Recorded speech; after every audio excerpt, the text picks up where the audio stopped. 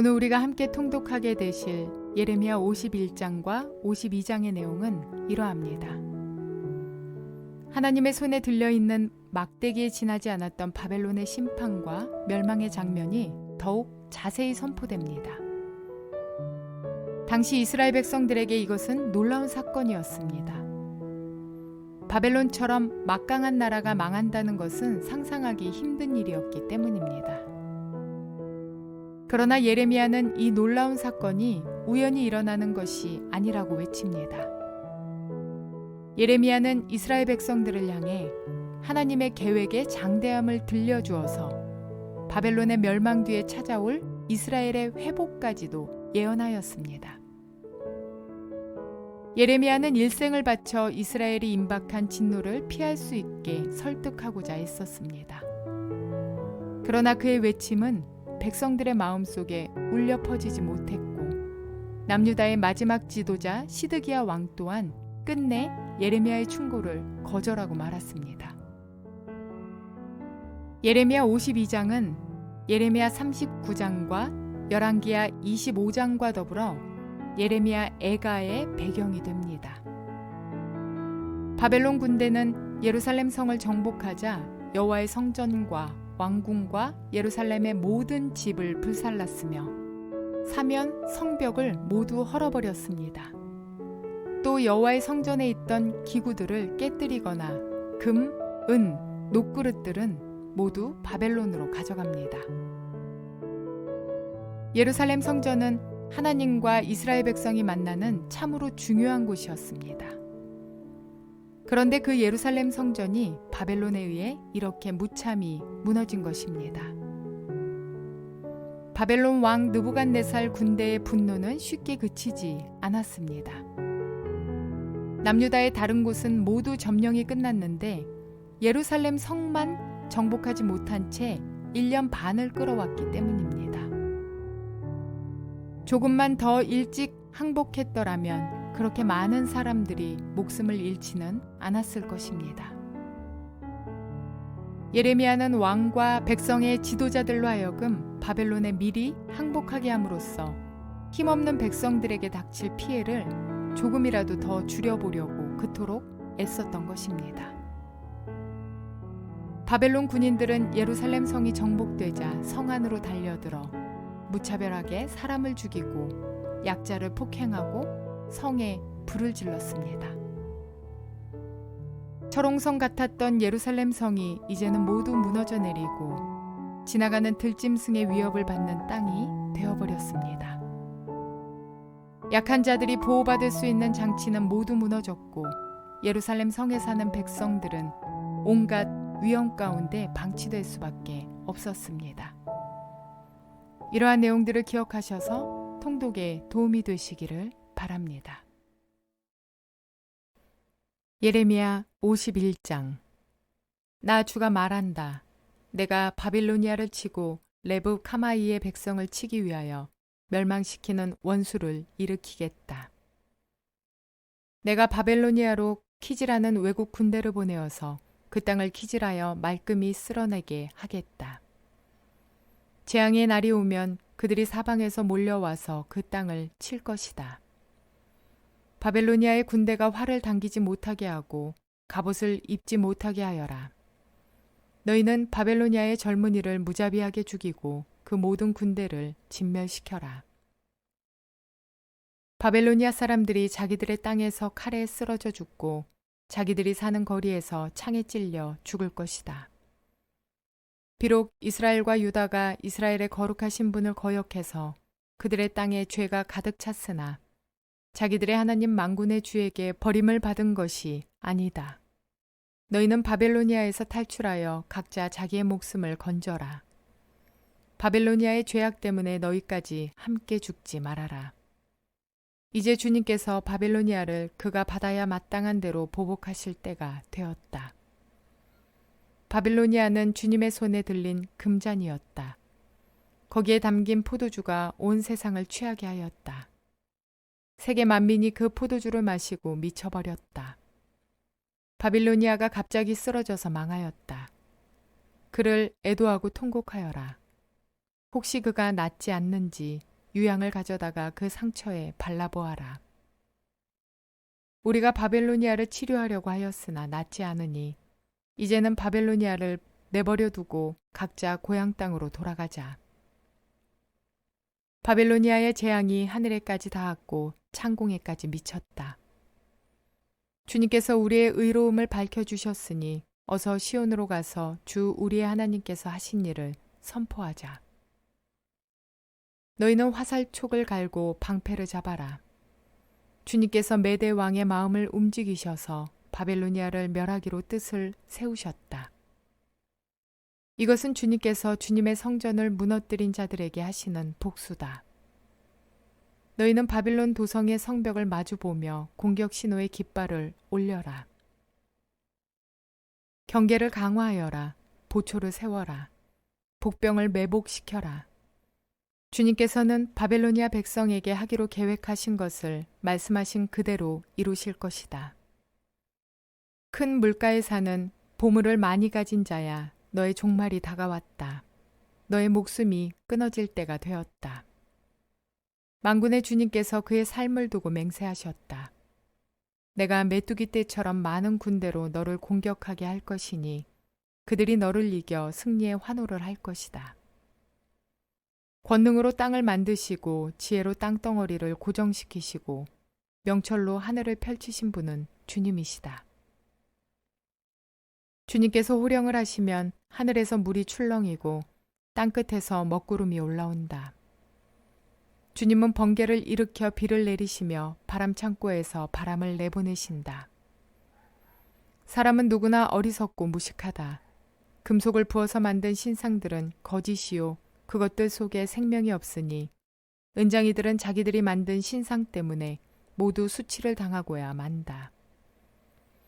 금속을 부어서 만든 신상들은 속임수요 그것들 속에는 생명이 없으니 그것들은 허황된 것이요 조롱거리에 지나지 않아서 벌받을 때에는 모두 멸망할 수밖에 없다. 그러나 야곱의 분기지신 주님은 그런 것들과는 전혀 다르시다. 그분은 만물의 조성자이시요 이스라엘을 당신의 소유로 삼으신 분이시다. 그분의 이름은 만군의 주이시다. 너는 나의 철폐요 나의 무기다. 나는 너를 시켜서 문 민족을 산산이 부수고 문 나라를 멸망시켰다. 나는 너를 시켜서 말과 기병들을 산산이 부수고 병거와 병거대를 산산이 부수었다.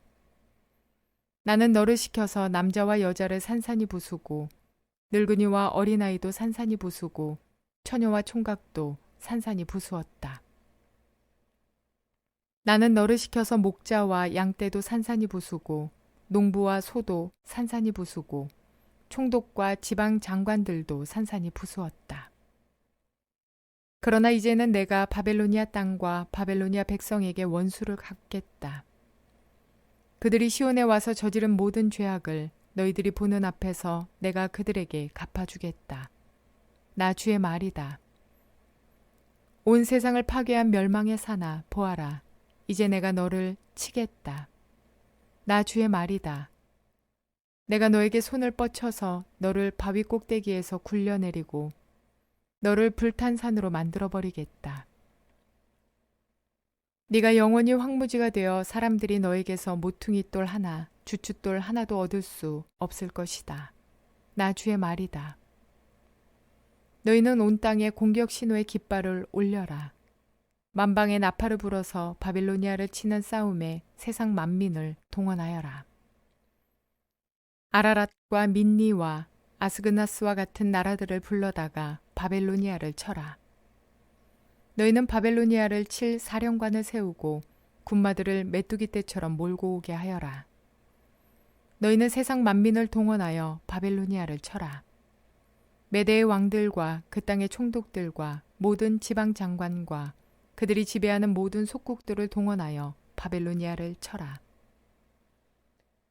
바벨로니아 땅을 아무도 살지 못할 황무지로 만들려는 나의 계획이 그대로 이루어지니 땅이 진동하고 뒤틀린다. 바벨로니아의 용사들은 싸우는 것을 포기하고 그저 산성에 들어앉아 있다. 그들은 힘이 빠져서 여인들처럼 되어버렸다.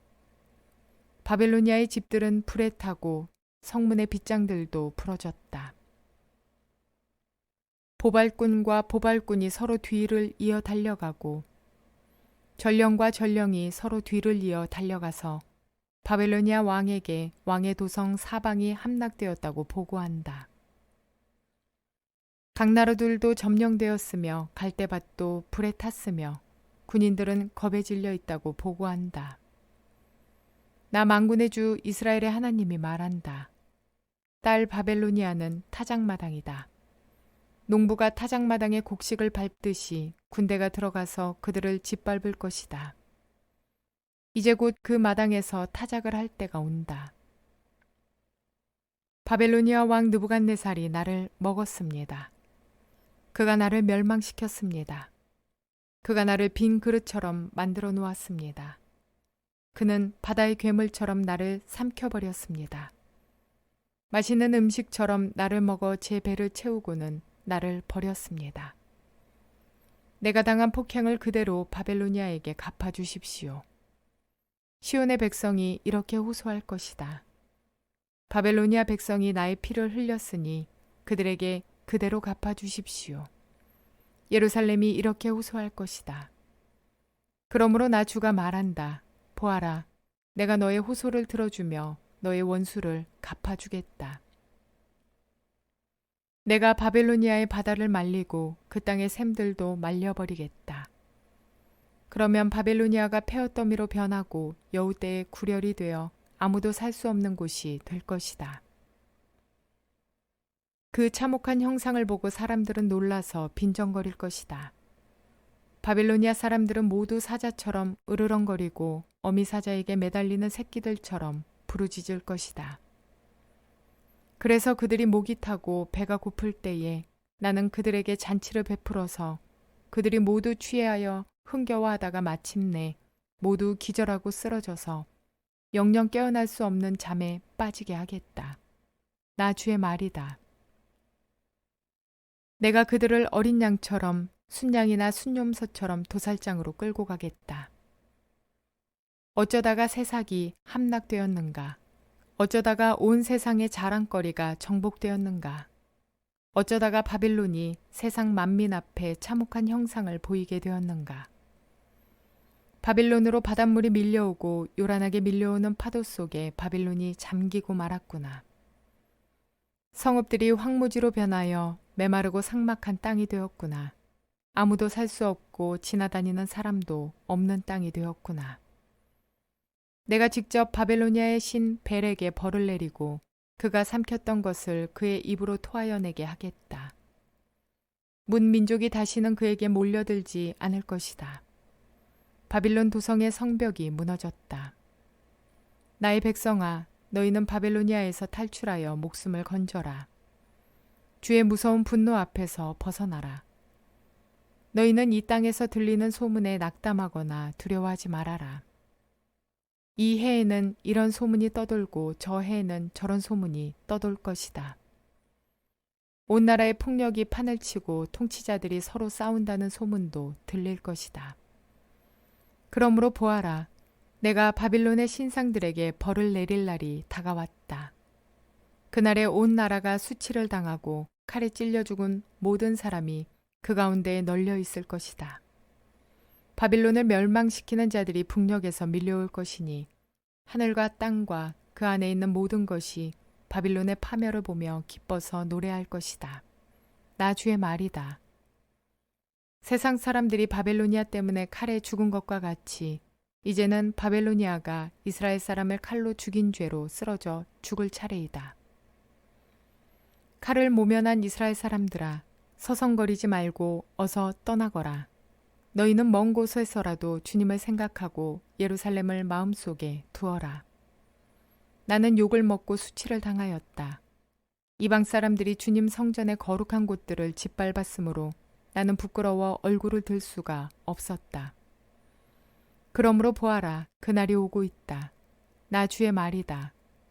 그날에 내가 바빌론의 신상들에게 벌을 내릴 것이며 온 나라에서 칼에 찔린 자들이 신음할 것이다.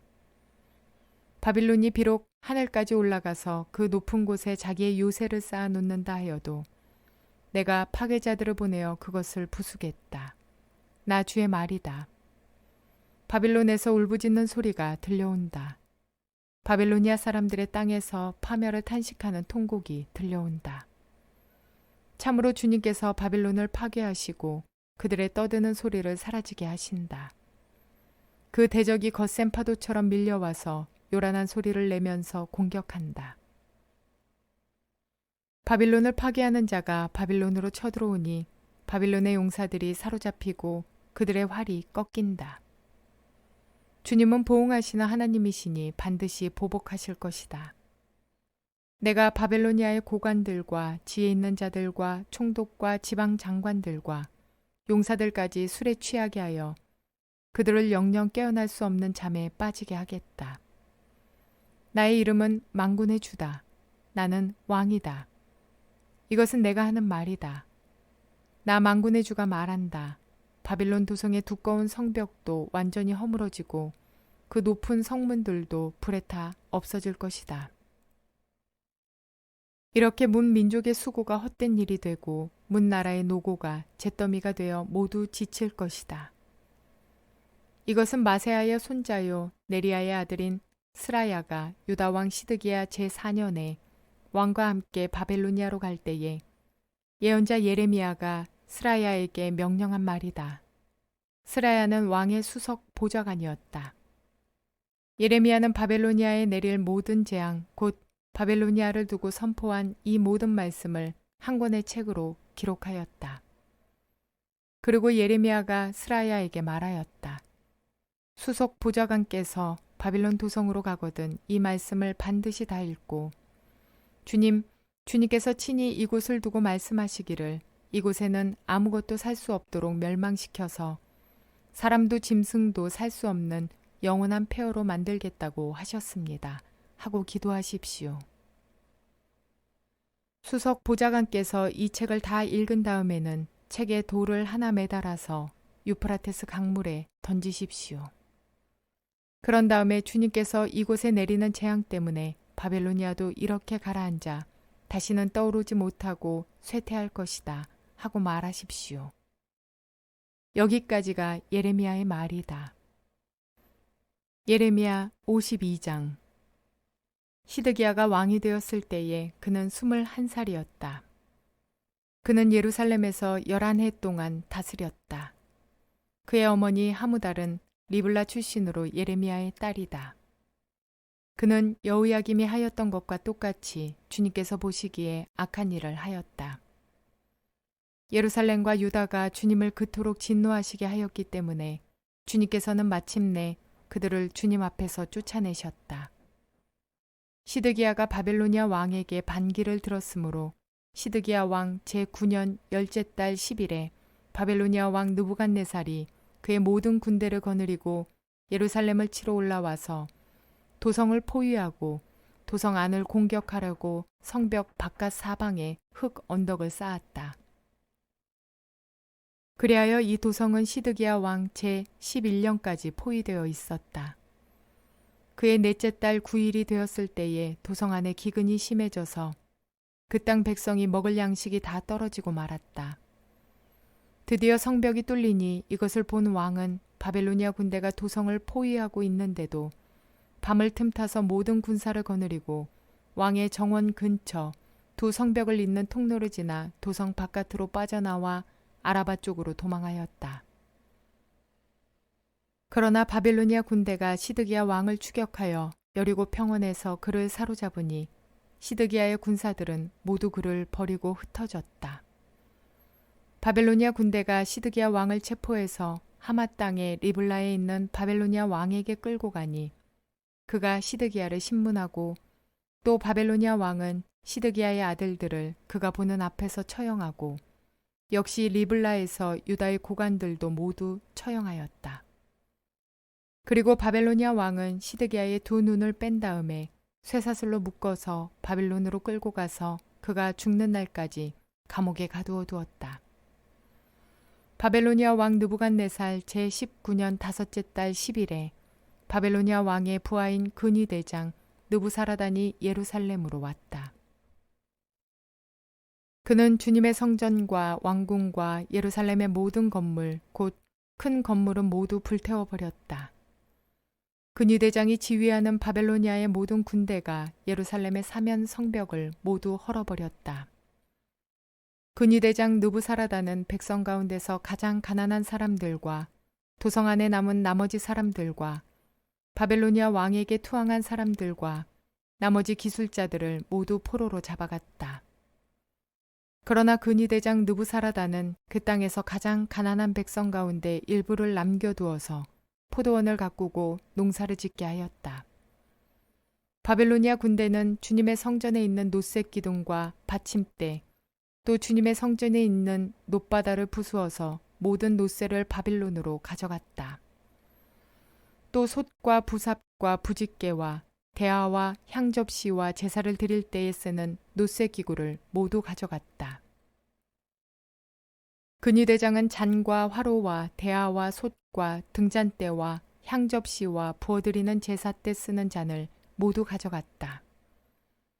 금으로 만든 것은 금이라고 하여 가져갔고 은으로 만든 것은 은이라고 하여 가져갔다. 솔로몬 왕이 주님의 성전에 만들어 놓은 놋쇠로 만든 두 기둥과 놋바다 하나와 놋받침대 밑에 있는 놋쇠로 만든 소 모형 12를 모두 가져갔다. 그가 가져간 이 모든 기구의 놋쇠는 그 무게를 달아볼 수 없을 정도로 많았다. 기둥 한 개의 높이는 18자이고 둘레가 12자이고 기둥 속은 비었지만 놋쇠 두께는 손가락 4개의 너비이다. 그 위에는 놋쇠로 된 기둥머리가 있고 각 기둥머리의 높이는 5자이다. 그리고 놋쇠로 된 기둥머리 위 사방에는 그물과 석류 모양의 장식이 얹혀 있다. 다른 기둥도 석류 모양을 하고 있어서 똑같이 장식되어 있다. 그물의 사방으로 매달린 석류는 모두 100개인데 밖에서 보이는 것은 96개이다. 근위대장은 대제사장 스라야와 부제사장 스바냐와 3명의 성전 문지기를 체포하였다.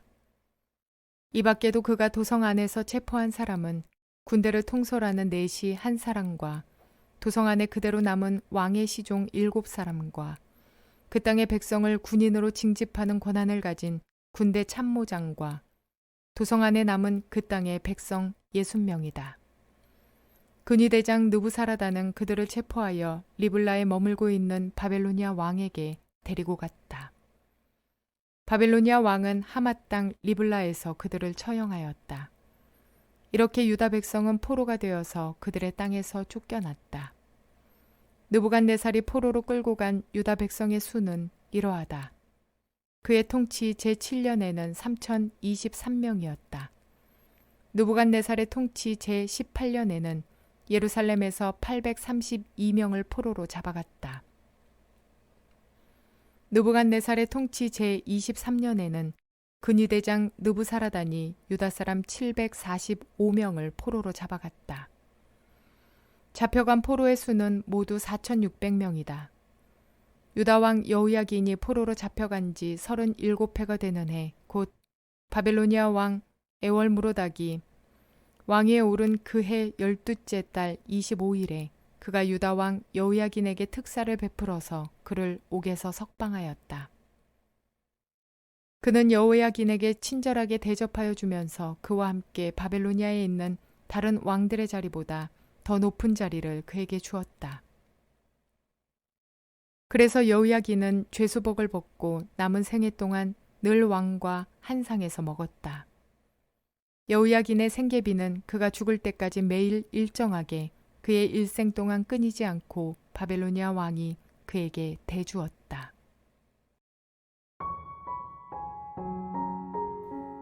사울로부터 시작된 왕정은 약 500여 년 정도 지속되었습니다. 사실 왕정 제도는 왕과 그의 신하들을 위한 것이지 백성을 위한 것은 아닙니다.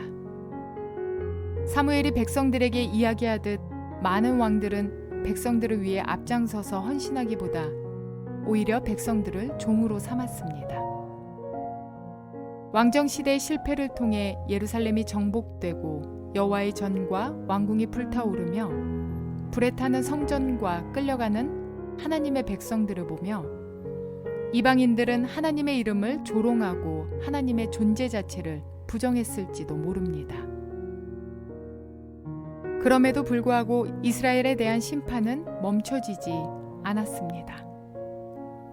광야 시대를 거쳐 만나 세대가 탄생되었듯이 이제 왕정을 정리하고 70년 훈련을 통해 더 멋진 백성으로 탈바꿈 말하는 것이 하나님의 뜻입니다.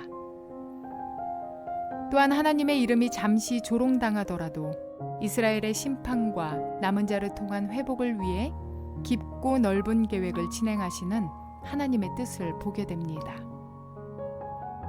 아이가 도둑질을 했는데 한 번의 실수일 거라 생각했지만 습관적 도벽으로 바뀌었습니다. 아이의 아빠는 아이의 도벽을 없애기 위해 어쩔 수 없이 아이를 경찰서에 끌고 갔습니다. 당신의 체면과 부끄러움 때문에 아이의 버릇을 고쳐볼 시도도 하지 않는다면 참 사랑이라 할 수도 없습니다. 잠시 동안은 도둑질한 아이 아버지로서 살짝 부끄럽지만 그것보다는 아이가 바르게 사는 것이 더 중요하기에 소수의 사람들로부터 수군댐을 당하더라도 아랑곳하지 않습니다. 이것은 실패와 패망과 죽음 앞에 있는 이스라엘의 문제와는 감히 비교할 수 없는 이야기이긴 하지만 하나님의 체면 이상의 큰 문제이지만 오늘까지의 우리 하나님 아버지 마음의 극히 일부라고 볼 수 있습니다. 이스라엘 백성이 비록 지금 멸망을 체험하며 경험하며 이방의 포로로 끌려가지만 또한 가난하고 힘없는 자들은 위험 속에 놓여 있지만 그 속에서 하나님이 함께 하시며 그들이 깨닫고 회개하며 더 단단하고 견고한 주님의 자녀들로 훈련되어질 것입니다. 그리고 그 회복을 통해 구원을 위한 크고 놀라운 계획을 진행하실 우리 능력의 주님이십니다.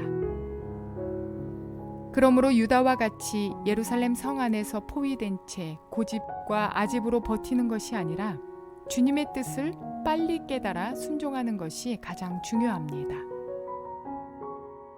우리 안에 점점 고난으로 빠지고 있는데도 내 뜻을 굽히지 않는 고집이 있을까요? 주님의 뜻이 아닌 것 같은 느낌이 드는데도 여전히 불순종하며 버티고 있지는 않을까요? 오늘도 주님의 뜻을 빨리 깨달아 그분과 함께하는 저와 여러분 모두가 되시기를 주님의 이름으로 축원을 드립니다.